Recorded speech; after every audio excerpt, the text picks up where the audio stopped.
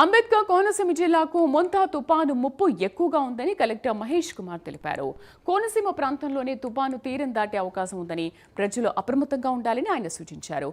అంతేకాకుండా తుపాను తీరం దాటే సమయంలో సముద్రం నీరు 80 నుంచి 100 మీటర్ల వరకు ముందుకొచ్చే అవకాశం ఉందని హెచ్చరించారు.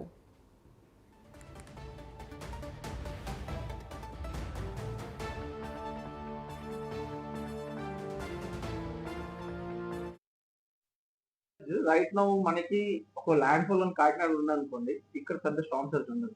ఇక్కడ ఒక land fall in and around మన కోస్ట్ 90 కిలోమీటర్స్ కోస్ట్ లో ఉంటే డెఫినెట్ గా there will be upwelling. Normal sea coast కి ఒక 100 మీటర్స్ కి వాటర్ వచ్చే ఛాన్స్ ఉంటుంది. సో మనకి ఫర్ ఎగ్జాంపుల్ గచ్చికాయలు, పొర, చెరియానం ఉన్నాయి. సో బ్యాక్ వాటర్స్ కానుకునే ఉంటాయి హ్యాబిటేషన్స్. సో వాళ్ళందరినీ కూడా మొబిలైజ్ చేస్తున్నాం. ఎవరైతే G+1 స్ట్రక్చర్స్ ఉంటారో G+1 లో ఉండాలి.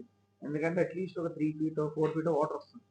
సో అందులో better to be in safe place కదా. సో అది ఇంకా స్టిల్ ఇంటెన్సిటీ ఆఫ్ ఎంత స్టార్మ్ సర్జ్ వస్తుంది అనేది మనకు తెలియదు.